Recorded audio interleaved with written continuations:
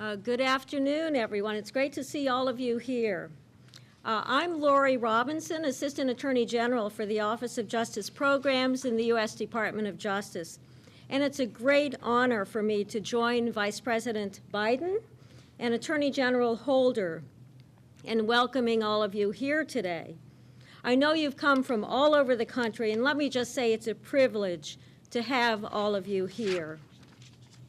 I'd also like to welcome two members of Congress that we have here, Congressman Conyers and Congressman Carnahan.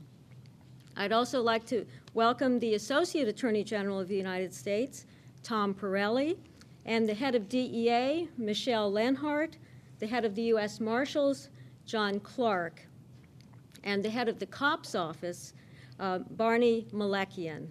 And finally, thank you to the Medal of Valor Review Board members who are here with us today. Now, we're here this afternoon to recognize 14 extraordinary individuals for their quick thinking, their selflessness, and exceptional courage. These are law enforcement officers, firefighters, and paramedics who went beyond the call of duty and risked their lives for fellow citizens and colleagues. We know that every day, public safety officers in this country make tremendous personal sacrifices. The Medal of Valor is an expression, really, of our nation's deep gratitude. And in conferring this honor upon these brave men, we say a collective thank you for their service and their commitment. I'm now privileged to introduce our next speaker, the nation's top law enforcement officer. As a career prosecutor, Eric Holder has worked closely with public safety officers at the local and federal levels. He understands the challenges they face, and he appreciates the sacrifices they make. He brought that understanding and appreciation to his current position, and I'll tell you, he works every day to support state and local public safety officers. I'm so pleased that my boss, Eric Holder, who I can tell you is a real friend to law enforcement in this country, could be here today. Please join me in welcoming the Attorney General of the United States.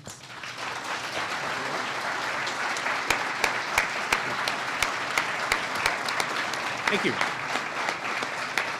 Thank you. Anybody who knows Lori knows that the notion that I am her boss is really that's kind of funny. But thank you, Lori, for those very kind words. Congressman Conyers, Congressman Carnahan, it's good to see you both. And I want to thank you, Lori, more importantly, for your leadership of the Office of Justice Programs and for your support for public safety officers across the country.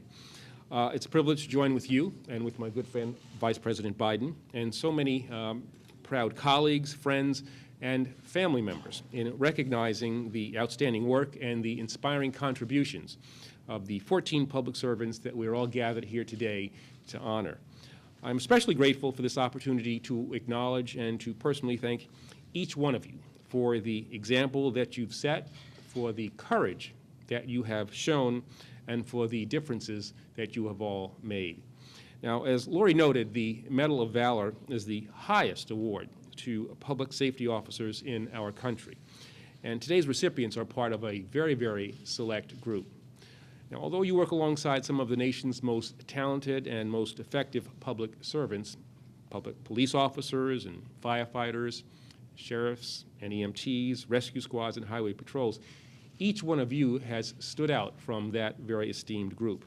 You've shown both fearlessness and selflessness, and you have distinguished yourselves through unwavering determination and a willingness to risk your own life to save the lives of others. You've braved raging fires and storms and battled armed and dangerous criminals. You've created life-saving rescue and escape plans and sustained life-threatening wounds as well. Amid explosions and gunshots, you have dragged your colleagues to safety. Now, one of today's awardees dipped a helicopter that he was piloting into treacherous waters to save drowning hurricane victims. Another jumped over a 6-foot barbed wire fence to save an officer he'd never met. And all of you have gone above and beyond the call of duty. The wife of a police officer who was rescued by one of the firefighters we honor today once asked, how do you thank somebody for giving your husband his life and keeping your family a family? Well, today we will try. Now, of course, this award cannot capture the full measure of our gratitude, and it cannot heal the wounds of seeing colleagues suffer or, in some cases, making the ultimate sacrifice. But I hope that today's awardees, the Medal of Valor, will serve as a reminder that your work strengthens our nation's finest traditions of public service, and that the American people are and always will be in your debt. Let me also say, on behalf of our nation's Department of Justice, that it's a privilege to count you all as partners, and that's what you all are partners. Your work is at the core of the department's #1 mission, to protect the safety of the American people. You are on the front lines of this effort, and I assure you that in addition to my deep appreciation, you also have, deserve, and continue to expect my full support. Now, even as we celebrate the contributions that define your work and have distinguished your careers, we must also be mindful of the challenges that remain before us. The threats that we face are real, they are urgent, and they are increasingly complex. But we will overcome them. And I believe the very skill and commitment that we honor today will drive our future success. Because of you and because of your colleagues, I'm optimistic about what we can accomplish in the days ahead. And I'm proud, very proud of each one of you. Now, I would like to introduce a public servant whose record of leadership on behalf of public safety officers is really unparalleled. He authored the largest and, I think, one of the most important crime bills in American history, the Violent Crime Control and Law Enforcement Act. And he has spent a lifetime supporting and advancing the work of public safety officers of every stripe. No one has done more. Ladies and gentlemen, it is my honor to introduce a friend, a colleague, a mentor, a great person, the Vice President of the United States, Joe Biden.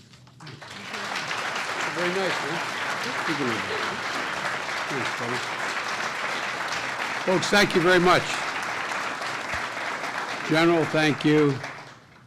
Folks, you know, as Vice President or as President or any public officer who has been elected to high public office, you have a lot of responsibilities. Some of them, as John can tell you, and John and I have been friends for, he's really my dean. John and I have been friends for over 35 years. Some of them are just your duty. Some of them you really wish you didn't have to do. And some of them you are proud to do, and others you relish being able to do. I'm truly flattered that I'm in a position today to be able to recognize you guys.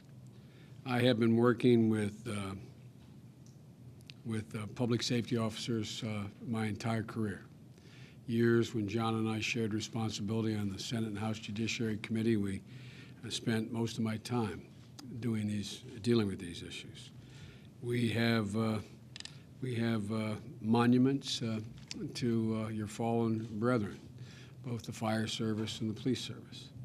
We have been able to work towards seeing to it that families are not left behind, and pensions are available. But it's really an honor to be able to be here to look in the eye some of the men that I admire the most who are here to tell the story. A lot of your colleagues never get here to tell the story, and some of you almost didn't get here. Ladies and gentlemen, you all know this, and particularly the families, but the incredible act of courage that's represented in these 14 men have prevented harm, saved lives. The men we honor today have ended violent standoffs, have rescued wounded comrades, have taken gunmen on in the face of great danger, refusing to give up or back down even after suffering severe injuries, reacted quickly in crisis to protect the innocent, literally walked through fire to help neighbors in need. And the New York fire chief, Ed Corker, once famously stated after 9/11, he said, when a man becomes a fireman, his greatest act of bravery has already been accomplished. And he went on to say, what he does after that is in the line of duty. That goes for you, law enforcement officers, as well. It's amazing to me, all of the graduations I've attended, all of the shields I've pinned on in my career, and literally hundreds upon hundreds of them. It's amazing to me what makes you guys tick. In my neighborhood, you either became a cop, fireman, or a priest. It was difficult in that order. Or you joined a union. But guys, really, what always amazes me, is how you just do it like it is part of your DNA. I don't know what you're made up of. I think you're all crazy, but God love you for it. Thank God there's men and women like you who are ready to do what you do every day. You risk your lives every single day to help the men and women, the 99% of them you don't know, and you've never known. You probably don't even end up knowing their names. You step into harm's way to form a line between safety and violence, calm and chaos, and hope and despair. You know, and I want you to know that the President and I recognize this bravery and that you display simply by putting on the uniform. That is not a joke. To you, it's getting dressed every morning. But you know in your gut, your spouses know, your mothers know, your fathers know. Every time you don that uniform, every time you walk out to do your job, you have no idea what's coming up that day. But you know anything that comes up is not likely to be something you're looking forward to. The danger you face just by showing up for work is pretty remarkable. I've never been able to figure out, as I said, what makes you tick. But as my mom would say, God bless you all for doing what you do. And I want to take this opportunity to thank your families, who, quite frankly, there was a famous poet who said, John Milton, he said, they also serve who only stand and wait. Lots of times it's harder to stand and wait. How many times have you turned on the television and seen the 6 o'clock news and there's a raging fire? Or you see on television there's a gunfight or a hostage situation. Every one of you I know, your heart sinks just for a second, thinking, is that my husband? Is that my wife? So we owe you, the families, more than we can pay you. Because I tell you what, it takes a special breed of person to support these guys, to support the women just like them who do the same kind of thing. The officers we honor here today have been singled out for going above and beyond what is ordinarily called for, just doing your duty every day, which in and of itself is always a challenge. From the firefighters who sustained second-degree burns after running into a collapsing building to rescue an injured comrade, to off-duty detectives who took down a fleeing shoplifter while lying on the ground, having been shot repeatedly himself.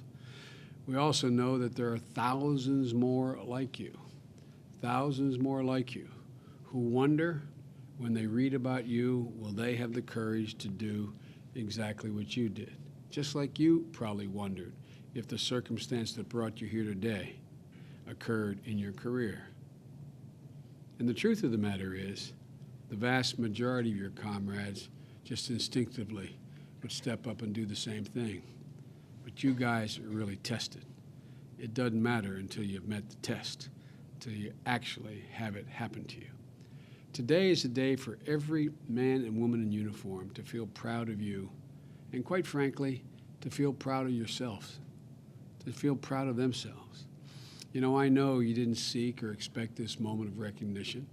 I'm sure when each of you are in the dilemma you're in that brought you here today, you didn't say, you know, I wonder if I do this, I'm going to get recognized. I wonder if I do this, that, you know, the president may call me down to the White House, or I may get to see the Attorney General and maybe avoid the Vice President. I mean, but seriously, it's amazing how reflexively you act. And it's because of the training you've gotten, and it's because of the character you possess. These awards never crossed your mind when you were saving hurricane victims, as was pointed out. And by the way, we're going to go through each and every one of you. We're not. This is not a matter of I want the press to know. This is not a matter of just ticking off generically. We're going to read what each and every one of you did. But grabbing folks from a submerged truck or scaling barbed wire fences has been mentioned, or coming to the aid of a wounded officer. You probably didn't do what you did. I'm confident you did. No, wondering what anybody else was going to think, or what anybody in Washington, or let alone Washington, your hometown, was going to think, and not wondering whether or not they're looking out for you. You're just looking out for the person you're trying to help. You have inherently dangerous jobs, and the least we can do is to make sure they're as safe as possible. Some of the firefighters here know, they've had to hear me 100 times, know that, there's overwhelming evidence that the greatest cause of death of a firefighter or injury is the lack of an adequate number of firefighters. Let me say that again. The greatest danger to a firefighter for his life limb is there not enough firefighters. We want to cut down the loss of life, add firefighters. And the same goes for law enforcement. So we got to make sure you have the resources that you need and the benefits you deserve. And as you know, for me and my family, some of you had to hear me before, it's a personal debt I feel to you. Every time I read about an act of heroism like yours, I see emergency responders who saved my life after I was told I didn't have much of a chance of living, and I couldn't get down to a hospital in time to have a craniotomy to deal with an aneurysm that was bleeding. It was my firehouse that got me down there in the middle of a snowstorm. Every time I see you guys and read about you, I think, and I mean it literally, of the cops and the firefighters who for 3 hours used the jaws of life to save my 2 sons' lives as my wife and daughter died. Every time I see what you guys do and turn on the television, I think of the day lightning struck my home and burned most of it to the ground, on the one whole section of it, with my wife inside the home. And I think of how you responded. And there's a lot of people like me out there, a lot of people whose names you never got, a lot of people who you did something for that every single time they read about guys like you are reminded what a debt we owe you. As I said, every time I look at my kids, I see you guys. I see the embodiment of sacrifice and courage that really is the backbone of America. I see a group of women and men coming together with one goal in mind, doing something for the communities, doing something for their neighbors, simply doing something to make things a little better. And guys, the psychic impact you have on a community when you do these things reminds everyone of their shortcomings and what they have to do. I remember right after 9/11 going over to, at the time it was a secret prison where we had some Al-Qaeda in Afghanistan. And I remember walking in to that hangar, and they had, instead of having the picture of the President of the United States hanging or a general, they had these prisoners who were Al-Qaeda malcontents who were really bad guys. You know the one picture they had at the end of the hangar? The picture of that grizzled fireman that everybody remembers coming out of the human dust and debris with his face covered in that beard with that look of absolute determination. That single firefighter helped lift America off its knees that day. You guys don't have an understanding, because you don't think of it this way, of the impact you have on your community when something like this happens. When it does happen, when you do what you did, you make everybody in the community a little bit better. So it's more than a platitude when I say we are absolutely committed to matching our words of praise with the support and resources you need to continue making our community safe and keeping yourself safe. We understand that when you're safer, a community's safer. That's why more than $4 million in the Recovery Act was dedicated to hiring new officers, including the ability to keep fire stations open and fire officers as well. Equipment such as bulletproof vests, new technology to give you the tools to do the job that is more safely and more efficiently. And as the Attorney General will tell you, this ain't your father's police department or fire department. You're asked to do things now no law enforcement agency in a state or a locality has ever been asked to do. You're asked to know a little bit about terror. You're asked to be able to recognize whether or not there is an IED. You're asked to whether there's a toxic chemical. You're asked so many things. We expect so much of you, and you always rise to the occasion. You should know this commitment's not going to stop today or tomorrow or in the next 6 months. We're going to work to continue to see that what serves you best is what you get. For your bravery deserves no less. I'm proud to offer my congratulations and our appreciation and the administration's unwavering support to you all. And by the way, I'm not just saying, I got 36 years to back up what I'm saying here. We mean it. We need you. We need you badly, and your job is even more complicated. While we don't say it nearly enough, thank you, thank you, thank you. On behalf of my family personally, on behalf of every family in America, every individual in America. And sometimes the guys you save, you wonder why you did sometimes, because you turn around and find yourself at the other end of a gun. But guys, you're something special. And so we're delighted to be here today, and as I understand it, what we're going to do now is I'm going to turn it over to the boss, and she's going to read the names of each one of you. And Eric and I are going to recognize you over here, and I'm going to drape the medal on you. And guys, don't be offended if I can't connect it in the back, all right? All right. So congratulations all to the families. Thank you, and I'd like to meet each and every one of the family members, if you're willing, when this is over. Thank you all so very much.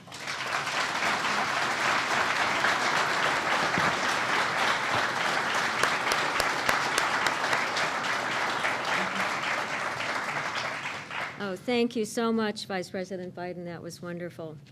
It's my honor now to begin the conferring of medals. I'm going to read the first citation and then ask that the recipient come forward to receive his medal and certificate, and then we'll do the same for the remaining recipients. The first honoree is Deputy Carl Byer from the Jefferson County, Missouri Sheriff's Office. On September 8, 2007, Deputy Byer responded to a report of a violent disturbance at a rural residence in Jefferson County, Missouri. As Deputy Byer approached the house, a man came outside holding what appeared to be an AK-47 assault rifle and began charging toward the deputy. Throughout the episode, Deputy Byer kept the 911 dispatch center and the other responding deputies informed of the situation. He actually ordered the deputies not to pull into the driveway because he was fearful that the man would ambush them. Deputy Byer, without regard for his own life, stood his ground while under continuous fire, incapacitated an enraged suspect, and protected lives. Congratulations, Deputy Byer.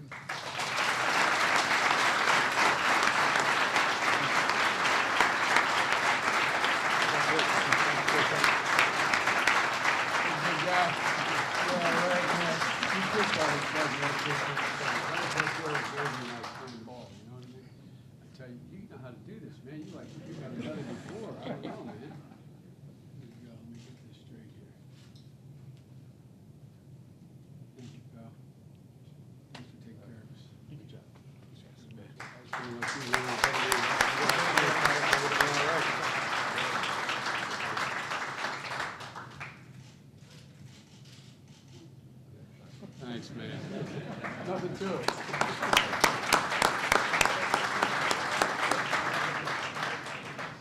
Our next recipients are Chief Randy Poindexter from the Fire Department in Kingfisher, Oklahoma, and Lieutenant Brian Sturgill of the Oklahoma Highway Patrol. On August 19, 2007, Chief Poindexter and Lieutenant Sturgill worked together to coordinate multiple rescues of individuals stranded because of Hurricane Erin, which had flooded parts of Oklahoma the previous night. In one of their rescues, the men assisted 2 occupants of a submerged pickup truck, and we heard some reference to this before. Lieutenant Sturgill maneuvered the helicopter's skids so they were just under the water, and Chief Poindexter was able to remove the first occupant. The rescue of the second occupant was riskier because Lieutenant Sturgill had to position the helicopter's skids so they were actually deeper in the water. The lieutenant's efforts enabled Chief Poindexter to reach both occupants and get them to safety. I think this is a remarkable story. Congratulations first to Chief Poindexter.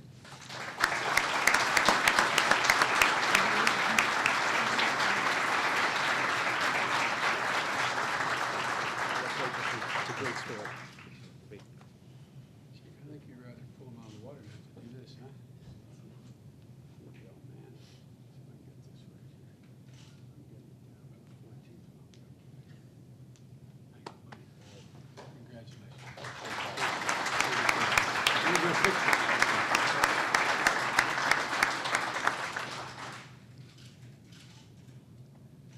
Thanks again, man. And congratulations now to Lieutenant Sturgill.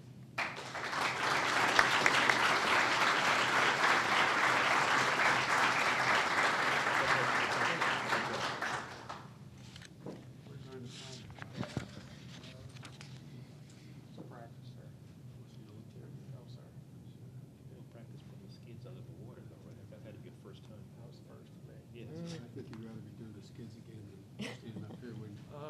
No, sir, I wouldn't. I'd rather be here. Thanks, man. Congratulations.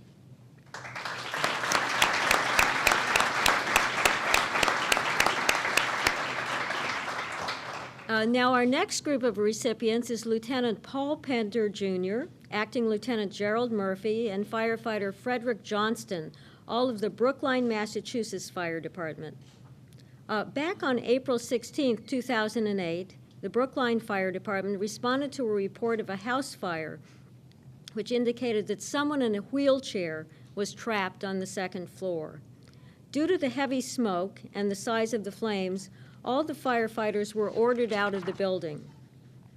During the evacuation, a backdraft caused the partial collapse of the second floor ceiling.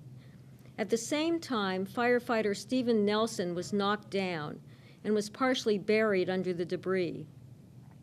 The backdraft also knocked down several firefighters at the second floor doorway, sending one of them tumbling down the stairs and taking Acting Lieutenant Murphy with him.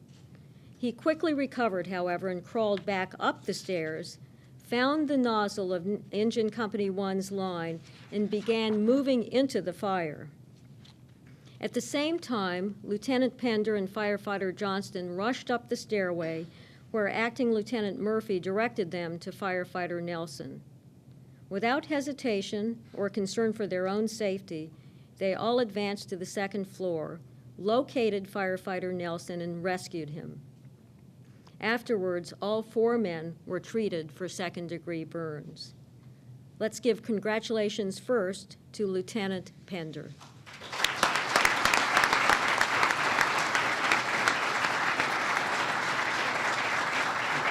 Good job. Great job. Lieutenant, how you doing, buddy? Good job. Congratulations. Thank you very much. I told my wife I was going to say that to you. Yeah, you Massachusetts guys are always worried.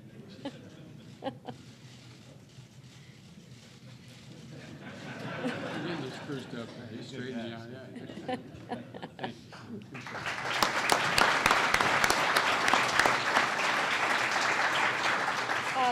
Next, congratulations to Acting Lieutenant Murphy.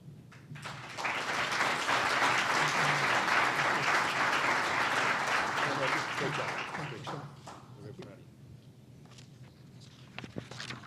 You know what they want me doing? They want me facing forward. That's because they don't want you back.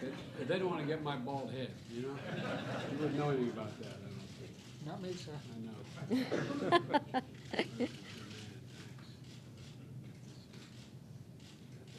Okay, buddy. Congratulations.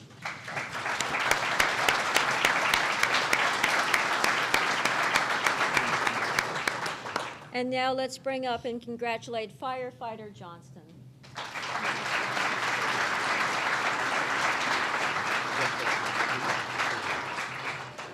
Big guy, how you doing?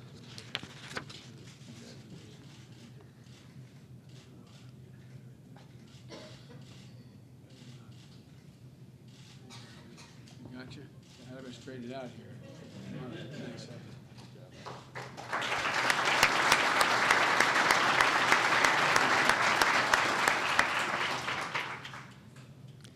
Our next recipient is Detective Jared Reston of the Jacksonville, Florida Sheriff's Office. On January 29, 2008, Detective Reston was working off-duty at the Regency Square Mall when he received a call about two shoplifters. One suspect had been taken into custody, but the other had fled on foot. Detective Reston ran after the fleeing suspect and caught up with him. The suspect turned and shot him several times with a Glock 45 pistol. In spite of his wounds, Detective Reston managed to regain his focus, and while still lying on the ground, wounded, drew out his service weapon and returned fire, striking the suspect several times and ending the pursuit. Let's congratulate Detective Reston.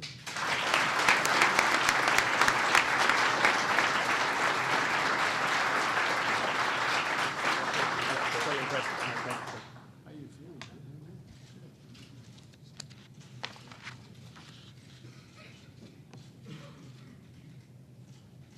Got it straight, man? All right, man. Congratulations.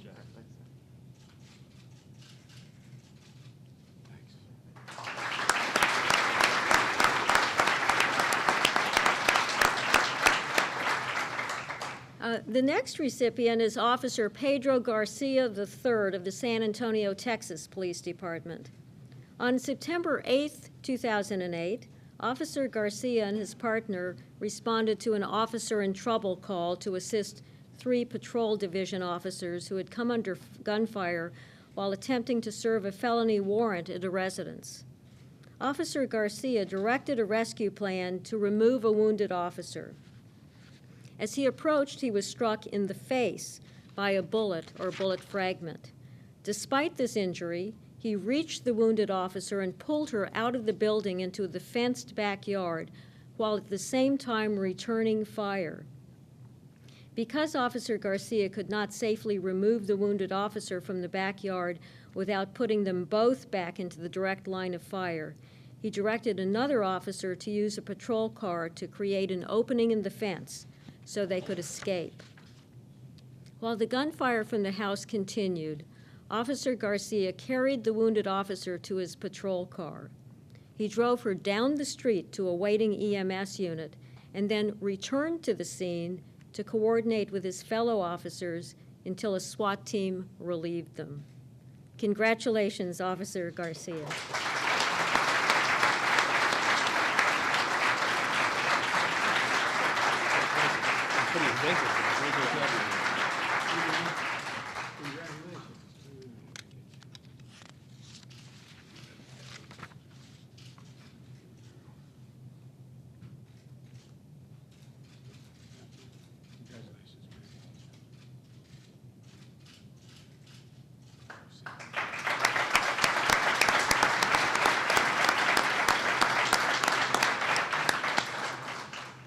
Our next recipient is Captain Edwin Lynn O'Berry of Palm Beach County, Florida Fire and Rescue.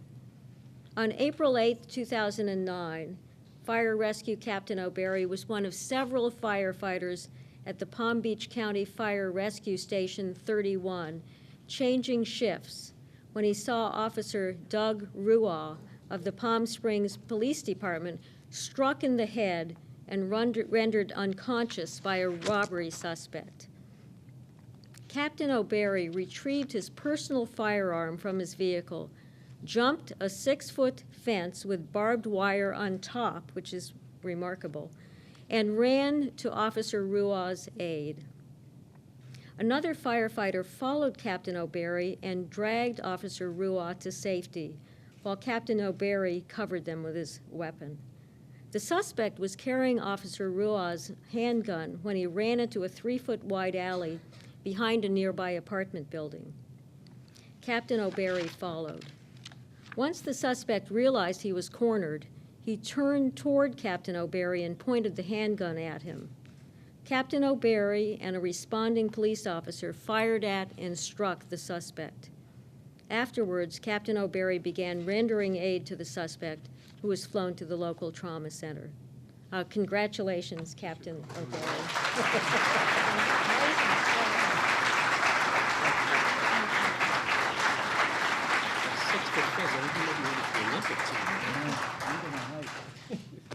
That's what you call doing it all.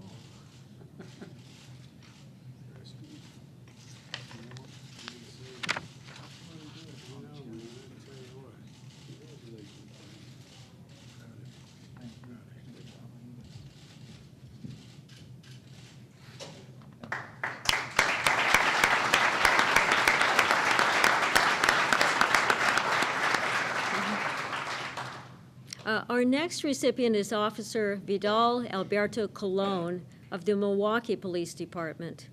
On April 11th last year, Officer Colon and his partner responded to the report of a subject with a gun who was threatening citizens during a dispute. During his foot pursuit, Officer Colon chased the subject through residential yards to the rear of a house. As he neared the subject stopped to retrieve the handgun he'd dropped.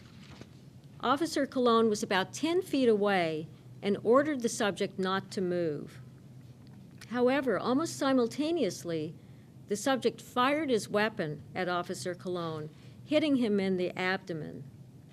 Despite this injury, Officer Colon continued to exchange fire with the subject until both their weapons were empty. When other officers arrived, Officer Colon was able to rise to his feet and make it to the front of the residence to direct them to the subject so he could be taken into custody. Congratulations, Officer Colon.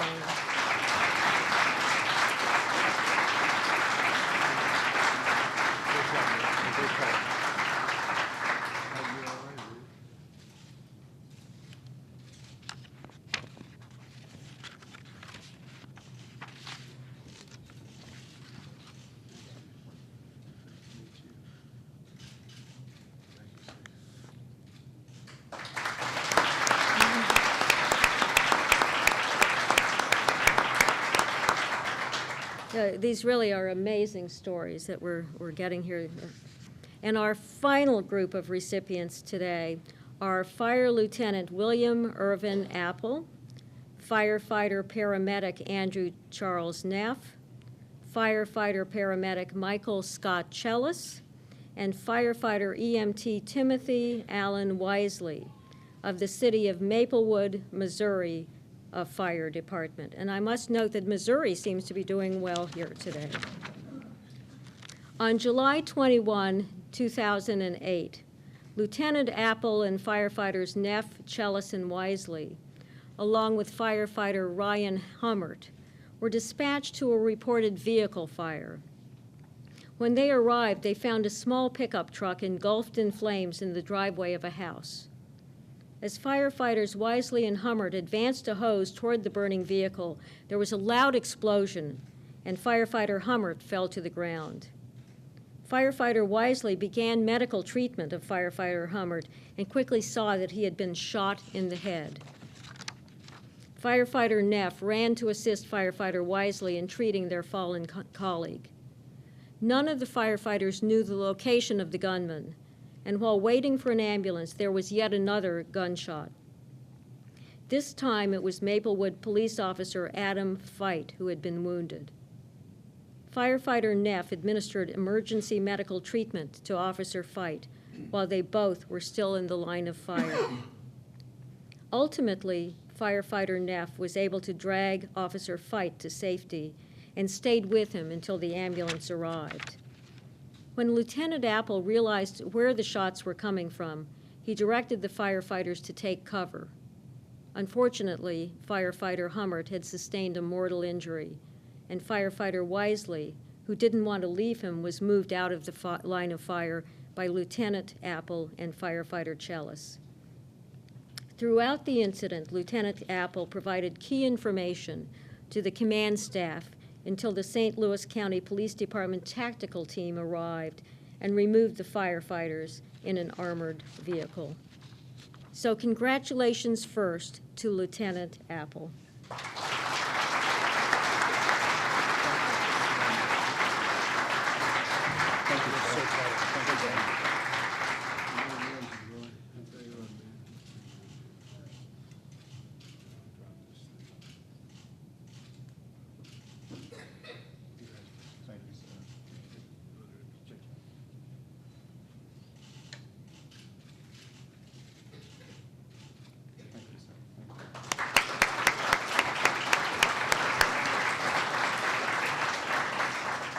And then our congratulations to firefighter Neff.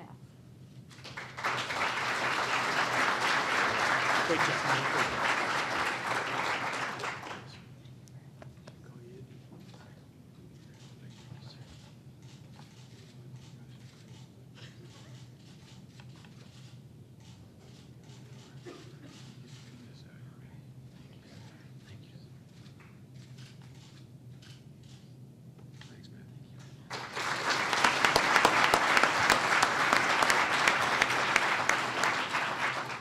we can bring forward firefighter Chellis and congratulate him.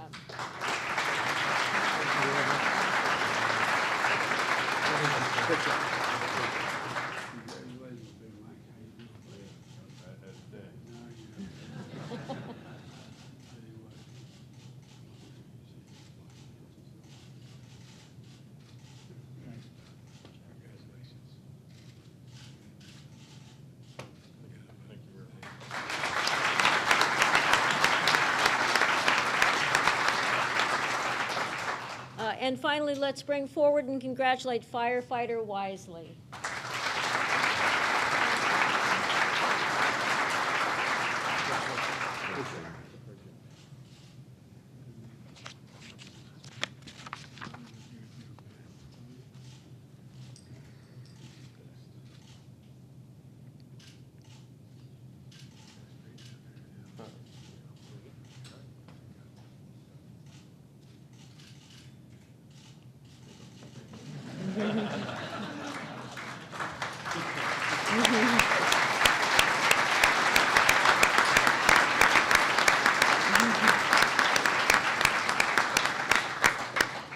Well, thank you all, and I know I speak for the Vice President and the Attorney General when I tell you what an honor it has been for all of us to confer these medals. Now, if I can make one more request, we'd like to have all of the honorees return up on the stage for a group photograph, and thank you all again. This concludes the ceremony. Thank you.